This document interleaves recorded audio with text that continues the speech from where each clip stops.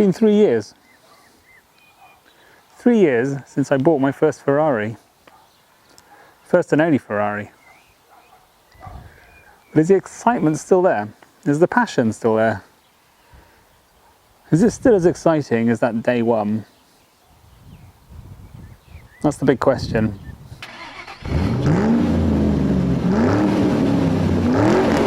Let's just go back 3 years to that time when, just before I actually went and bought the car. So what happened was that my kids were in a school about half an hour away from here, and every day when I went to pick them up, I used to drive past this second-hand Ferrari car dealer. And as you go past them, it's very impressive. You know, you see all these red Ferraris out there, and you know, everyone slows down to have a look at them. And every day I'd go past and be like, oh wow, would it be amazing to own a Ferrari? Would it be amazing to own a Ferrari? You know, it's a childhood dream type thing. And I started sort of researching prices. I was monitoring prices and stuff, and I noticed that 355 prices had become sort of out of reach, really. They were going up all the time. 348s were starting to get expensive. The Mondial seemed to be quite cheap, but I wasn't particularly keen on the Mondial. But the 360 looked like it had sort of stabilised in terms of prices, and I felt it had reached like as low as they could possibly go. I couldn't see how they could go any lower. So I thought, that's it, I'm gonna go and see one. So I pick up the kids from school and I said, right kids, we're gonna go and check out some Ferraris. The kids were 13 at the time and they thought I was joking. And they're like, oh, we're gonna buy one. I said, I don't know if we're gonna buy one, but we're gonna go and check them out. So anyway, so we stop at this dealer, park outside. I had my Golf GTI at the time. And we went in, and at this point you become quite self-conscious, because you know, coming into a dealer like that, where every car is, you know, at least 60, 70,000 euros upwards, you're only going to go in there if you can seriously afford a car, or you just want to have a look and see the cars where you've no intention of buying at all. So they must assess you to see whether, you know, whether you could possibly afford one, whether they give you the time that you deserve.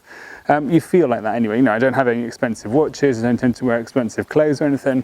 So you wonder at that point, how are they assessing me? Anyway, so I went in and I sort of gave this aura and pretended that actually I've got loads of money and I want a nice Ferrari to enjoy with my children. So we went in, and actually they were really friendly there, really, really nice, as they should be.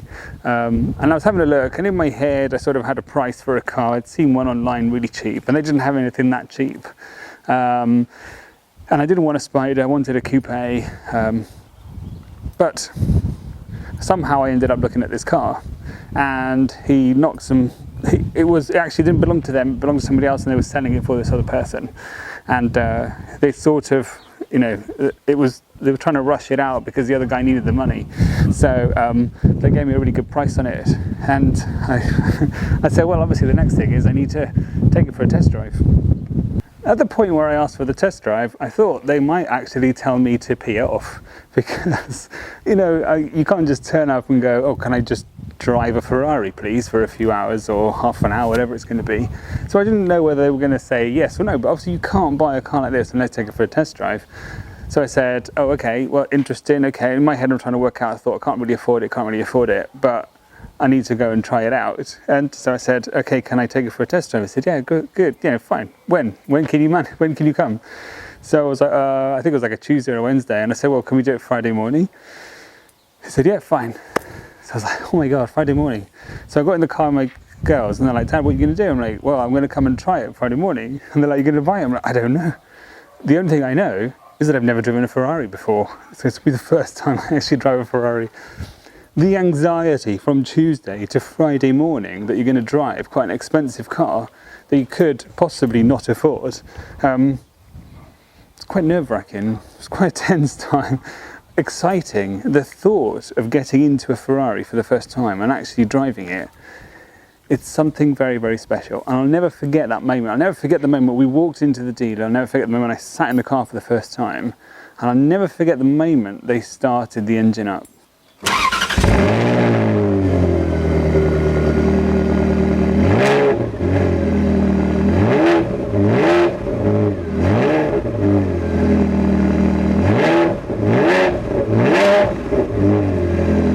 That first time they started the engine up, oh my God, you mean there's like a tingling sensation that goes through you.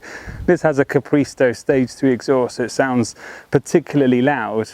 So when they first started up inside the showroom, it was like, oh my God, I need this car.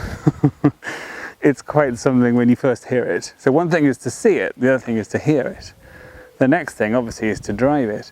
And so when I turned up on that Friday morning, I was trying to be all cool, like this is the sort of thing I do all the time. You're like, yeah, I test drive supercars all the time. When I buy, that's the sort of thing I do, that's the sort of guy I am. So, and I remember, you know, I thought he was going to drive first and show me whatever, you know, and he was like, no, get in, you know, sit behind the wheel, let's go. And I was like, oh my God.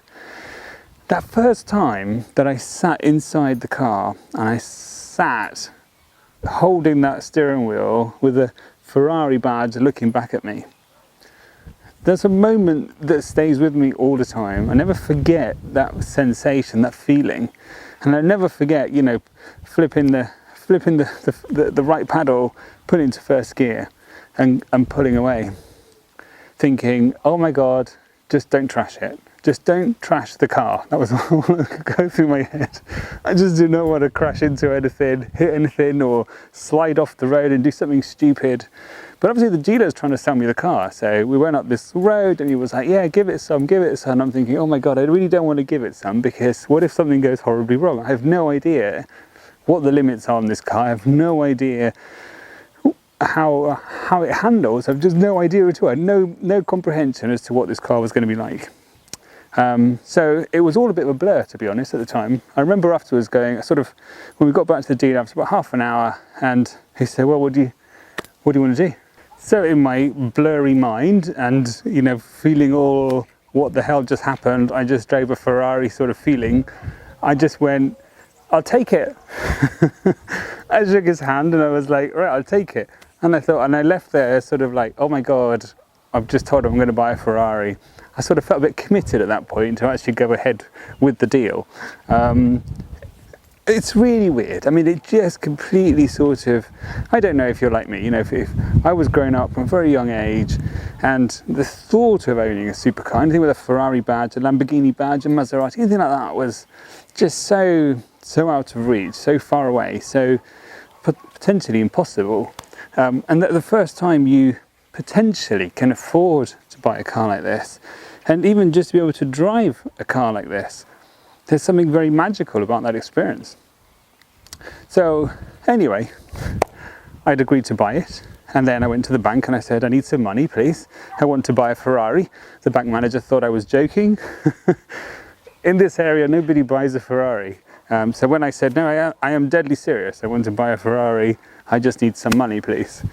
Anyway, they foolishly agreed, and about 2 or 3 weeks later, it takes a while to get money out of the banks here, I went and picked up my car. There was a time period of about a week and a half from when the bank said, yeah, fine, we'll lend you the money, and to the day that I actually picked up the car.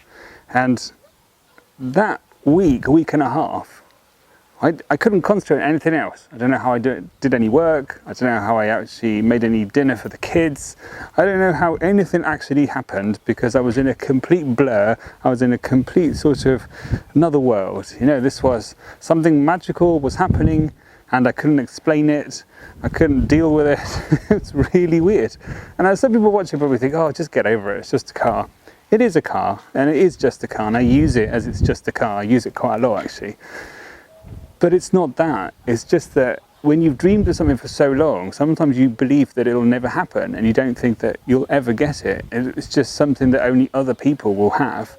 So when you achieve something in life, no matter what it is, something can be very small, there's a lot of satisfaction. There's also a lot of, you know, you just feel good about yourself. You feel like you've worked really hard and you've managed to reward yourself for something that you potentially thought you could never achieve. Anyway, so the big day arrived. It was a Saturday, and I took my girlfriend and my daughter came with me. My girlfriend was the chauffeur because she took us there, and I was going to drive it back with my daughter. And we sort of went there. They were very nice. They did a photo of us with the car and all this stuff, you know, big bit of a ceremony of a handover. and then gave us the keys and then went, there you go, off you go with your Ferrari. And that moment as you pull out and you've lowered the hood, especially in the Spider version, there is something, I mean, I think I'm always going to have a convertible version of any supercar, because to be able to put the roof down completely changes the sensation of it. And when we left there, we were like in seventh heaven, you know, like there's no way, I don't even know how else to put it. We were like completely taken in by this experience. It was an experience. This was like, oh my God, they've let us take this Ferrari away. It's a bit like, I remember it was a bit like when my kids were born, and it was like, oh my God, the hostels let us take these babies out, the twins. And I was like, how did they let us, we didn't know what to do with these twins. Why would they let us take these twins out? And it was a bit like that with the Ferrari. I was like, I don't know what to do with the Ferrari. Why would they let me take a Ferrari out? I didn't even have anywhere to park it at the time. I had to actually rent a space in a garage to leave it there. I remember when I first had the Ferrari, the first few weeks, first few months, maybe even the first year, every time I got in, it was an occasion. It was a big moment. It was like, oh my God, I've got a Ferrari, I've got a Ferrari. And then you're driving along and you think, I've got a Ferrari. Oh my God, I can't believe I'm in a Ferrari. Nothing else seemed to matter. It didn't matter how fast it was. It didn't matter what it looked like. It was a Ferrari. And this continuous sort of thing going through your head of just like, wow, wow, wow, wow, wow. But now it's not quite like that. And it's a little bit sad. In fact, I was asking my daughter this morning, because we went out in the car this morning and we just went for lunch. And I was saying, does it feel the same as when we first picked it up 3 years ago? Do you still feel as excited to get in the Ferrari? And of course you say, of course it's still exciting. It's not quite as exciting as it was 3 years ago. And I suppose that's sort of inevitable, isn't it? Things become a bit normal. Anything in life where, you know, we buy a bigger house or we get a faster car, children are born, everything, nothing ever stays the same and everything changes and things become normal. So when you first have children, it's like, oh my God, I've got children. And then you go, oh Jesus, I've got children. And everything changes. And it's a bit like that with the Ferrari. You know, in fact, I didn't do a vlog this week with the car, but it's just come back from the dealer yet again because the alternator went. I just managed to actually get there the other day and then it cut out literally as I pulled up outside there. And so we've just replaced the alternator, put a new one on. Gives me a lot of headaches. It must be an Italian thing. But it's that love-hate relationship, you know, when it's playing up, I absolutely hate the bugger.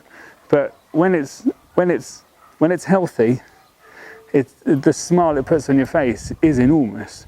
But it has lost that little bit of an edge of that sort of excitement and that magic that was there.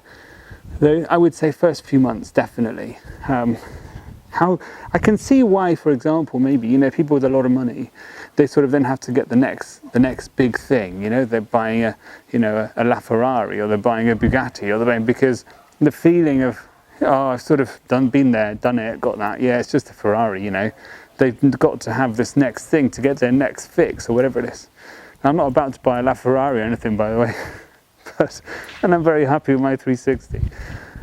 But it definitely, I mean, don't get me wrong, I still love it. I absolutely love it to bits. In fact, I was thinking the other day that I might have to sell it. I need to free up some cash for next year for something. But every time I drive it, I think, oh, how can I sell it? I can't sell it. It's like part of my life now. It's like, I would really miss it. And today when we were, you know, with the hood down, we were going for lunch and we were blasting along and the engine was doing its thing. It was just like, oh, this is something very special, very, very special. I don't think I can sacrifice it. So I've invested more money in some of my cryptocurrencies to see if they'll come good. So I don't have to sell a Ferrari to free up the cash. There's fingers crossed. So there you go. It's still special. 3 years on, it's still special. It's just not as special as it was 3 years ago. And it does make me sad to think that, but I think it's inevitable. So anyway, bit of a long story there. I didn't mean for it to be a long story. I was just trying to get across the point that, you know, anyway, you know what I mean. So anyway, hope you found that remotely interesting. And if you didn't, oh well. And if you did, keep subscribing. And hopefully I'll have some more videos for you soon. All right, cheers, take care, bye.